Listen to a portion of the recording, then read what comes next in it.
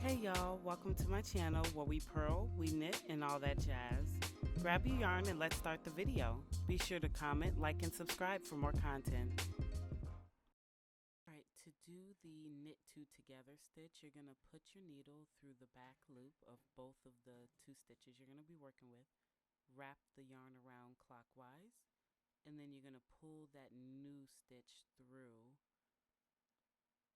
And here's a back view of it. Then you're just going to slide that off the needle, and that's how you do the knit two together.